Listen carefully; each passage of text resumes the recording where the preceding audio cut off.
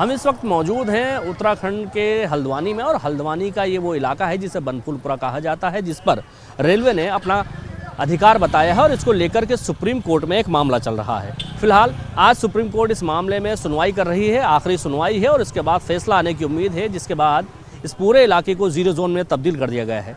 Police किसी भी बाहरी व्यक्ति को अंदर आने नहीं दे रही है, पूरी सुरक्षा का ख्याल रखा गया है। तमाम पुलिस के जवान यहाँ पर मौजूद हैं जो लगातार पूरी स्थिति पर नज़र बनाए हुए हैं। इस इलाके में पिछले साल एक बड़ा बवाल हुआ था जिसमें कई लोगों की जान गई थी। उसके बाद से पुलिस प्रशासन बेहद सतर्क है।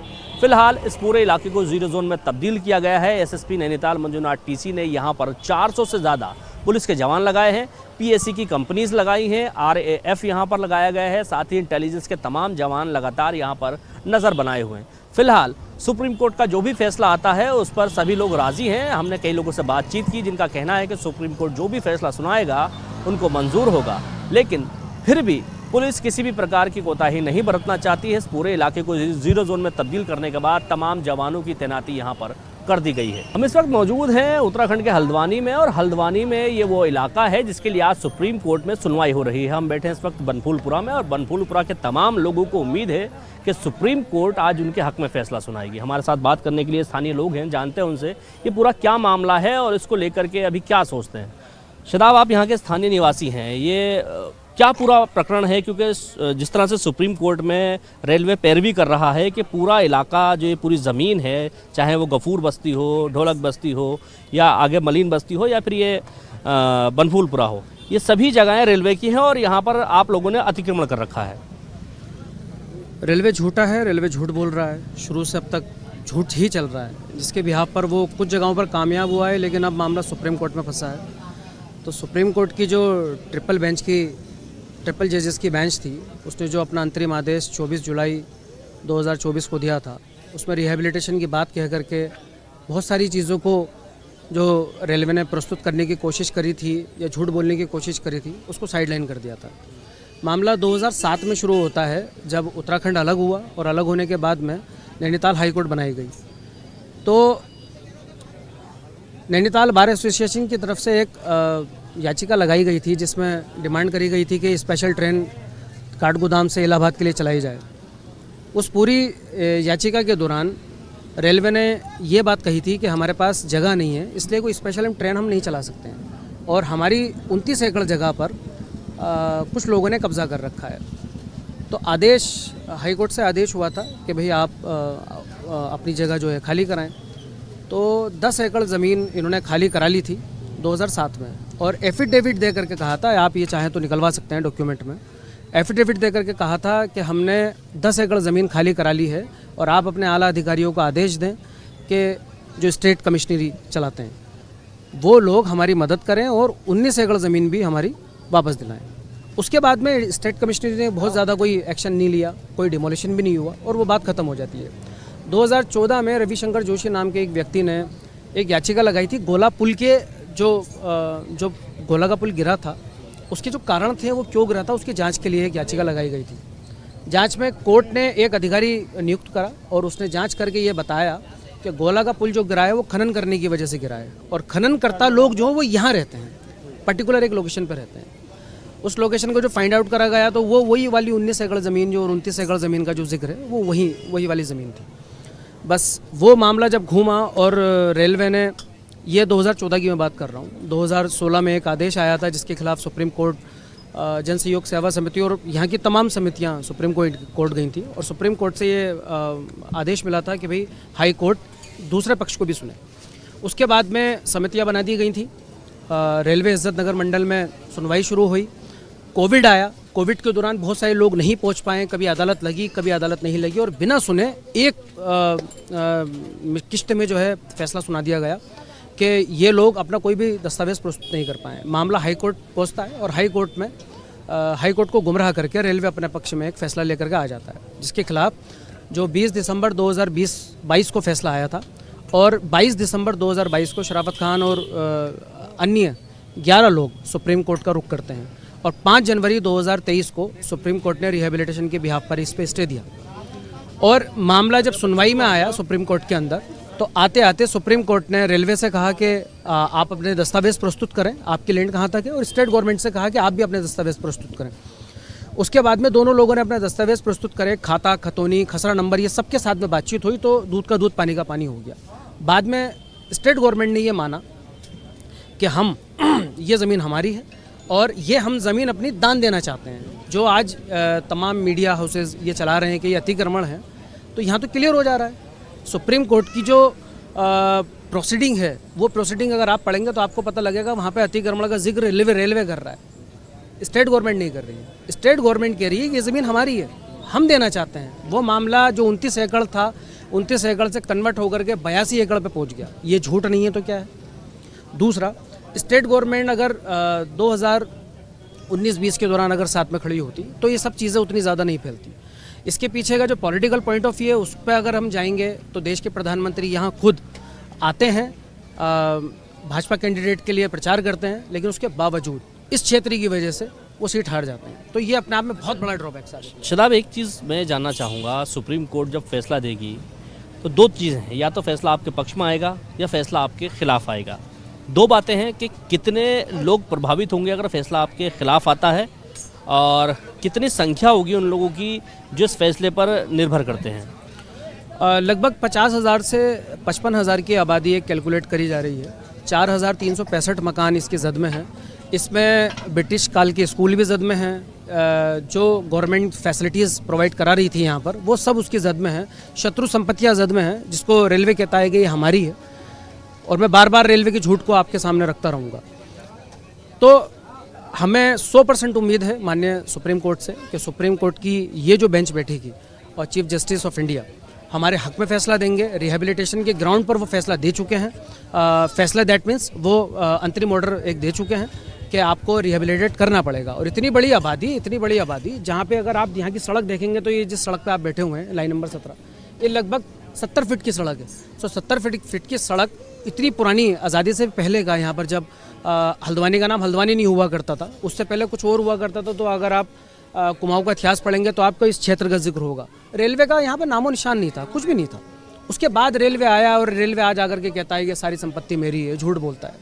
तो सुप्रीम कोर्ट से पूरी उम्मीद है कि सुप्रीम कोर्ट हमारे हक में फैसला देगा। और अगर स्टेट गवर्नमेंट के हक में फैसला आता है और ये स्टेट गवर्नमेंट रेलवे को देना चाहती है, क्योंकि हम रेलवे का भी विकास चाहते हैं, उससे फ़ायदा हम ही होना है, तो सुप्रीम कोर्ट निश्चित तौर पे हमारे रिहेबिलिटेशन करेगा। हमारे साथ शेर अफगान है, इस पूरे इलाके में काफ़ी लंबे समय से पत्रकारिता कर रहे हैं, पूरे इलाके में देखते आए हैं इस पूरे इलाके में, तो उनसे जानते हैं कि उन्होंने इस पूरे मामले को किस नज़र से देखा। शेर अफगान, आप यहाँ काफ़ी लंबे समय से पत्रकारिता कर रहे हैं, क्या लगता है आपको, यहाँ के लोगों से आप हमेशा रूबरू होते हैं, क्या लगता है कि इस फैसले के बाद क्या फ़र्क पड़ेगा इन लोगों पर? देखिए दानिश जी, मैं आपको बताना चाहता हूँ, जिस तरह से ये मामला चल रहा है रेलवे बनाम बनभूलपुरा बस्ती का, इसमें लगभग 4,365 घर जो है इसकी जद में आ रहे हैं। और आज माननीय सुप्रीम कोर्ट में इसका एक अहम फैसला आने वाले हैं, उसकी ऐसी उम्मीद की जा रही है। तो कुछ लोग यहाँ से उसके लिए गए हुए भी हैं, और यहाँ की जनता जो है अभी फ़िलहाल उस फैसले की तरफ अपनी नज़रों को जो है लगाए हुए, और माननीय सुप्रीम कोर्ट से बहुत ज़्यादा उम्मीदें हैं कि फ़ैसला उनके पक्ष में आएगा। और कोई भी यहाँ इस तरह की चीज़ नहीं है जो आज की सापेक्ष में दिखाया जा रहा है, बताया जा रहा है, उस तरह से ऐसा कुछ नहीं है। बहुत शांत माहौल है, बहुत अच्छे से लोग अपने कामों पर हैं, अपने जगह पर बैठे हैं, अपने काम कर रहे हैं सभी तरह के, और पूरा आस्था और पूरा यकीन जो है सुप्रीम कोर्ट के फैसले पर रखे हुए हैं। चाचा, आज कोर्ट का फैसला आना है, क्या लग रहा है, फैसले से क्या उम्मीद है आप लोगों को? फैसले से ये उम्मीद है सर कि जहाँ तक भी है पब्लिक के पक्ष में आएगा फैसला। क्या लगता है अगर सुप्रीम कोर्ट ने कहा कि भी आप लोगों को खाली करना पड़ेगा और आप लोग यहाँ से हटें, तब उसके बाद अल्लाह मालिक है, जैसा भी होगा। इस पूरे इलाके में कितने लोग हैं आप लोग ऐसे जो इस पूरी बस्ती से कनेक्टेड हैं? कम से कम लगभग तो अच्छे खासे लोग हैं यहाँ, और जहाँ तक भी मेरी उम्मीद है कि इंशाल्लाह सुप्रीम कोर्ट का जो फैसला है वो पुनर्वास के ऊपर है, कि इतने लोगों का पुनर्वास होना चाहिए। इतनी बड़ी आबादी के लोग कहाँ जाएंगे? क्या मांग करेंगे आप सरकार से अगर ऐसा कुछ होता है तो? अगर पुनर्वास के लिए जगह मिलेगी, पुनर्वास के लिए जगह मांगेंगे, और क्या करेंगे। काफ़ी लोग हैं जो सुप्रीम कोर्ट के इस फैसले पर आज अपनी नज़र बनाए हुए हैं, और लगातार लोगों की एक ही उम्मीद बनी हुई है कि सुप्रीम कोर्ट मानवीय आधार पर फैसला सुनाएगी। इतनी बड़ी आबादी को हटाने से पहले सुप्रीम कोर्ट ज़रूर एक बार सोचेगी, क्योंकि इस पूरे फैसले से लगभग 50 से 55 हज़ार लोगों की ज़िंदगी जुड़ी हुई है। लगभग 3 से 4 बस्तियां हैं जो इस पूरे अतिक्रमण की जद में बताई जाती हैं। साथ ही 4000 से ज़्यादा मकान हैं जिनको टूटने का ख़तरा बना हुआ है। फ़िलहाल उम्मीद यही है कि आज सुप्रीम कोर्ट में इस पूरे मामले की सुनवाई होगी और सुनवाई के बाद सुप्रीम कोर्ट मानवीय आधार पर कोई फैसला सुनाएगी, जिससे इन तमाम लोगों की उम्मीद लगी हुई है। हम लोग इस वक्त मौजूद हैं हल्द्वानी में, और हल्द्वानी का ये वो इलाका है जिसे इंक्लोजमेंट कहा गया है, जिसको लेकर के आज सुप्रीम कोर्ट में सुनवाई होनी है और उम्मीद जताई जा रही है कि आज इस मामले पर फैसला आ सकता है। ये वो रेलवे स्टेशन है हल्द्वानी का, जिसके आसपास ये तमाम बस्तियां बसी हैं, जिनको हटाने की बात रेलवे प्रशासन करता है। रेलवे प्रशासन का कहना है कि ये सारी ज़मीन रेलवे की है और यहाँ पर पूरी तरह से अतिक्रमण किया गया है। आज सुप्रीम कोर्ट में इसकी सुनवाई चल रही है। सुप्रीम कोर्ट से आज इसका फैसला आना है। ये वो तमाम लोग हैं जो इन तमाम बस्तियों में बसे हुए लोग हैं। इनसे बात करने की कोशिश करते हैं, जानते हैं कि इस फैसले को लेकर के इन्हें क्या उम्मीद है। भाई साहब, आज फैसला आना है सुप्रीम कोर्ट का, तो क्या लगता है आपको, क्या उम्मीद है फैसले से? क्या साहब, इतने पढ़े लिखे तो है नहीं कि जी जी बताइए, क्या कहेंगे? के प्यासे मर रहे हैं, यहाँ तड़प रहे। 20 साल से यहाँ पढ़े बच्चे, लड़के पैदाइश नहीं हुई थी जब से यहाँ पढ़े, बाप दादा है। जब तक हमारा सुप्रीम कोर्ट इजाजत नहीं, जब तक नहीं हटेंगे। चाहे कोई मार डालो, चाहे कोई कुछ चला दो, सारे बच्चों को लिटा देंगे। सब पर बुलडोजर चला दो, सब पर वो कर दो। और यही बात है, हमारी उम्मीद है और कोई उम्मीद नहीं। अगर दे रहे हो तो हमें बसाओ, मत दे तो जिंदा मार डालो जहर देके। ये सारी पब्लिक को बरसों से गुजर रहे, गरीब आदमी मर रहे तड़प तड़प, मछली की तरह ठंड में बच्चे पल रहे हैं। अब जब हमारा बरसों गुजर गया, कुछ तो हमारे लिए सहायता करो सरकार। ये पूरी बस्ती, इसको क्या कहते हैं, क्या नाम है इस बस्ती? ये गफूर बस्ती। गरीब आदमी ये भूखे प्यासे कहाँ जाए, या ठंड में बहू बेटी बच्चे बर्बाद हो जाएंगे, कहाँ जाएंगे? जब हमको लोग को हटाने को कह रहे, उजाड़ने से पहले हमें कहीं न कहीं बिठाओ। रहेंगे हम फुटबॉल में, जवान लड़की है, कहाँ जाएगी? मरेंगे भूखन प्यासन। हम यहाँ भूखन प्यासन मरे, खाने को बर्तन नहीं है, आटे चावल नहीं, कहाँ से? इस बस्ती को ढोलक बस्ती के नाम से जाना जाता है। ये वो तमाम लोग हैं जो इस बस्ती में रहते हैं।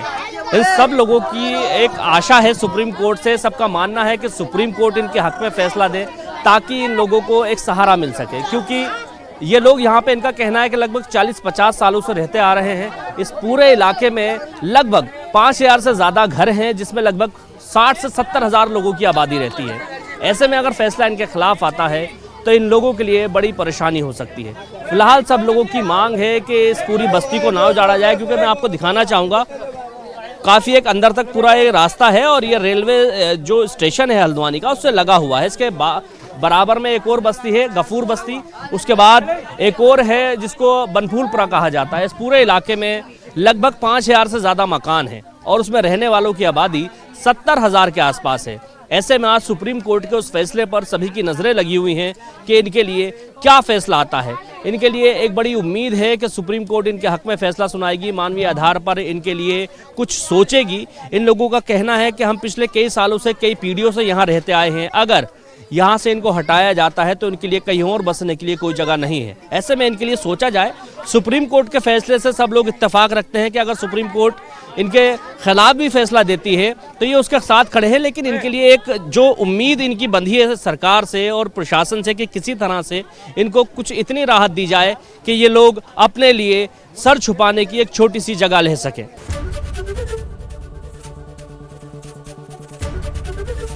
एबीपी गंगा, खबर आपकी, जुबान आपकी।